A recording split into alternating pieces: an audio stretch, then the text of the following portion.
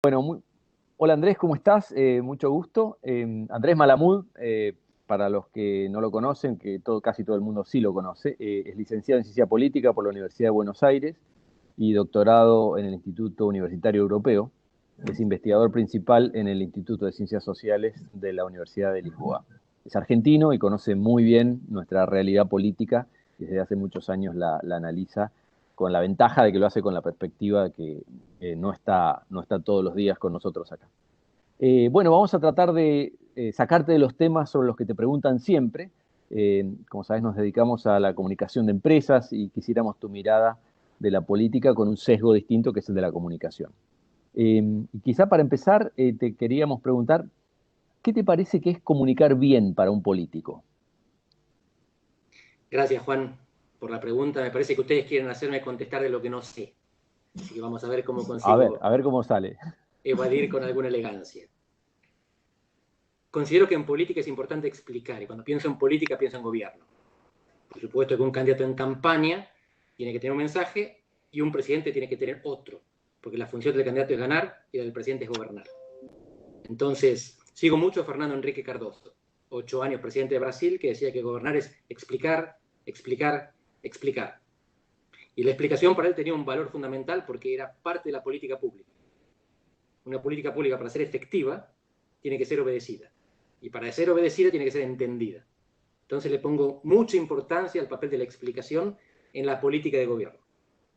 En las campañas electorales es otra cosa, porque ahí lo que uno tiene que hacer es conseguir votos y no hacer funcionar una política. Aquí la comunicación tiene que ver no solamente con hacer entender, sino con hacer sentir. Y esa es un área en la que me muevo con menos comodidad. Pero Perfecto. quiero dejar en claro que comunicar e informar no es lo mismo. Y hay presidentes o políticos que son buenos comunicadores pero malos informantes. Entonces dan una conferencia de prensa muy empática y después tienen que salir los asesores o los técnicos para explicar lo que dijeron, para aclarar los errores. Y entonces, en la función de gobierno la explicación es fundamental, tiene que ser clara y precisa. En la función de gobierno y en la función de oposición, en las campañas electorales, hay otra cosa que tiene que ver más con emociones y con sentimientos. Entonces la comunicación no son solamente ideas. O mejor dicho, las ideas son lo de menos. Esto es lo Muy que nos bueno, enseña, guste o no, la comunicación de campaña moderna. muy bueno. ¿Y quién pensás en la historia quizá reciente, mundial, quién te parece que fue un político que haya comunicado bien o muy bien? Bueno, naturalmente en casos de emergencia es donde se ven los pingos, pero quiero destacar que es importantísimo separar, y esto viene de Nicolás Maquiavelo, el fundador de la ciencia política moderna, los tiempos normales de los tiempos excepcionales. Y voy a destacar el caso de Winston Churchill, el primer ministro británico, dos oportunidades. Churchill ganó la Segunda Guerra Mundial movilizando la capacidad británica de sobreponerse a los bombardeos y a las desgracias. Estuvieron solo durante un par de años hasta que Estados Unidos entra en la guerra. Y después tuvieron que bancarse todavía la época en la que Hitler iba ganando. Y consiguió movilizarse a los ingleses, aguantar el embate y después pagarle de vuelta y ganar la guerra. Y el año que gana la guerra pierde las elecciones. ¿Qué significa esto? Evidentemente estaba comunicando bien por el momento en el que estaba puesto durante la guerra. No consiguió comunicar el logro que había conseguido o no consiguió darse cuenta de que la gente empezaba a valorar otra cosa. En el mismo momento que termina la guerra, lo que importa es la economía. 5 años más tarde volvió a ganar las elecciones. Así que era alguien que se adaptaba y que entendía. Pero quiero destacar de nuevo la importancia del contexto, tiempos normales, tiempos excepcionales, y esto determina cómo comunica un político. El mismo político comunica bien en un contexto y mal en otro. Muy bueno. ¿Y en Argentina se te ocurre alguno que haya sido especialmente destacado? La historia de los grandes líderes populares argentinos es maravillosa, porque está Hipólito Yrigoyen y Juan Domingo Perón. Hipólito Yrigoyen nunca dio un discurso en público, ni siquiera habría las sesiones anuales del Congreso. Y Perón era un gran discursador. Es famoso, su imagen más famosa es él dando el discurso en la Plaza de Mayo, hablando del pueblo. Así que lo que tenemos ahí es dos líderes populares gigantescos, masivos, que comunicaban diferente. Uno en el cara a cara y otro masivamente. ¿Cuál es mejor? Se adaptaron al contexto. Perón supo aprovechar la radio, que en la época de Irigoyen no era relevante.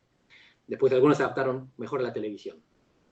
En los tiempos modernos, desde el 83 en adelante, Alfonsín fue un gran comunicador democrático. Quizás no fue un tan un gran comunicador de políticas públicas, o quizás las políticas públicas no eran tan buenas. De la Rúa daba la imagen contraria, daba la imagen, una vez que llegó al gobierno, de distancia, de incomprensión, de falta de empatía. Y ahí esto es central. Comunicar es ponerse en el lugar del otro. La empatía, más que la información, que cumple otro papel. Y hablando de empatía, pero las empresas y los gobiernos tienen lógicas distintas y a veces nos puede pasar a los que trabajamos en empresas que no acabamos de entenderle la lógica al político.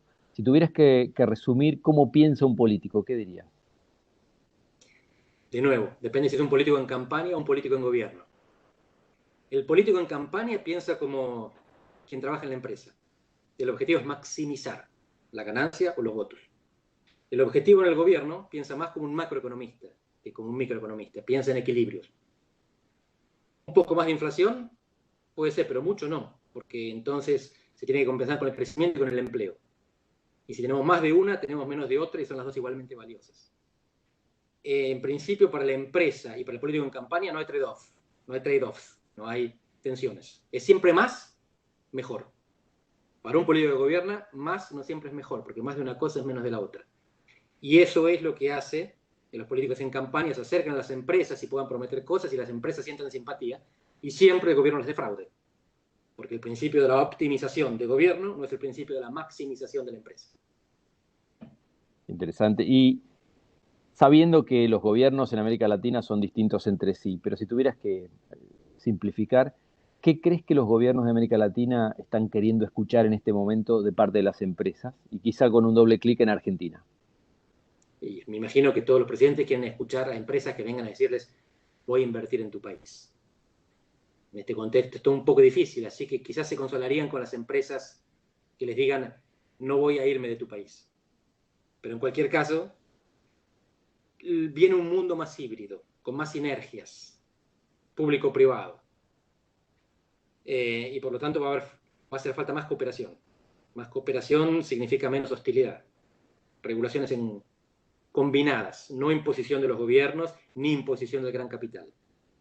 En crear clima favorable, pero esto tiene que ser mutuo. Pero de nuevo, esto es mejor que lo conversen con un economista. Lo que estamos viendo es que la región se está dividiendo entre aquellos regímenes que son más amables para el capital y aquellos que son más hostiles. Lo sorprendente es que en algunos casos los que son amables para el capital no son amables para los derechos humanos, que es algo que había pasado con las dictaduras, pero no con las democracias. Y ahora vemos algunos gobiernos que tienen deslices autoritarios. Pero vemos cosas muy raras también. Cuando estoy diciendo esto, estoy pensando en Bolsonaro. Cuando uno habla con empresarios, dicen, es maravilloso lo que estaba haciendo Bolsonaro hasta la pandemia. Y uno habla con militantes de derechos humanos y dicen, estamos casi en la dictadura. Si no, ya. Pero en México tenemos un caso parecido. Es un gobernante muy popular, llamado populista, de izquierda, con una tremenda política de austeridad, de ajuste, que no está gastando más ni siquiera en medio de la pandemia.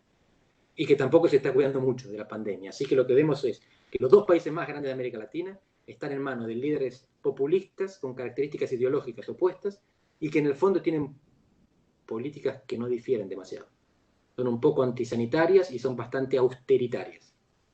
¿Qué significa esto? Que lo que viene es muy incierto, porque el espectro ideológico no nos informa sobre lo que van a hacer los gobernantes. Y si tuvieras nosotros tenemos muchas veces que tomar contacto con la casa matriz de nuestras empresas y contarles lo que pasa en Argentina. Si tuvieras que mostrar cómo es una foto de Argentina de hoy, ¿cómo la resumirías? Argentina es un país con un alto nivel, aunque no parezca, de convivencia social. Los argentinos sufrimos la grieta y nos damos cuenta de lo agresiva que puede ser.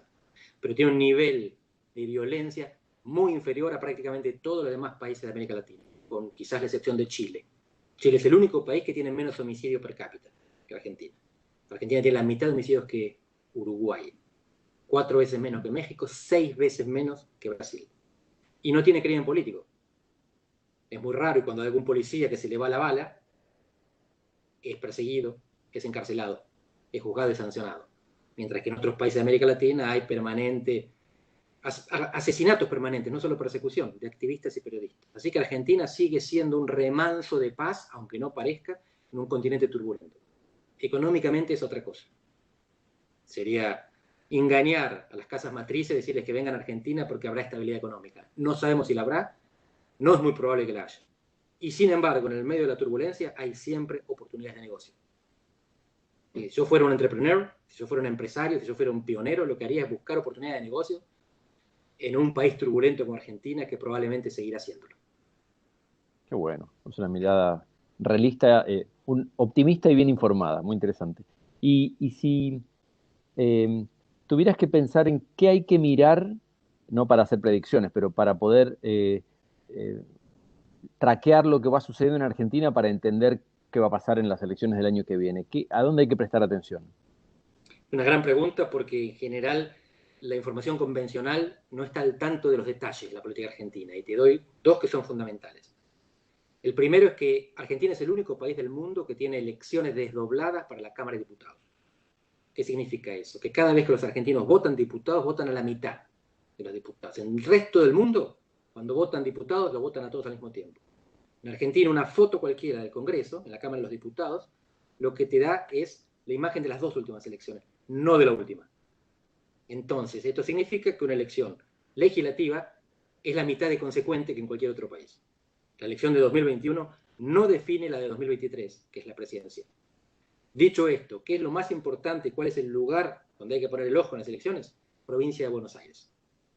La provincia de Buenos Aires tiene el 38% de la población del país, Argentina tiene 24 provincias, una de ellas tiene cerca del 40% de la población y el electorado. Está subrepresentada en el Congreso, así que no es que lo que elijan los bonaerenses va a tener impacto nacional, pero va a generar líderes nacionales y va a erosionar líderes nacionales.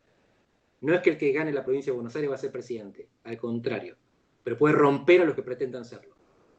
Así que lo que hay que ver es quién sale lastimado de esa elección. Porque el que no salga lastimado es probablemente el que puede emerger en las elecciones siguientes. Excelente, Andrés. Qué buen marco que nos das. Bueno, muchísimas gracias. Te agradecemos de nuevo tu participación y esperamos contar con vos más adelante de nuevo. Muchísimas gracias, Andrés. Con mucho gusto, Juan. Un abrazo y hasta siempre.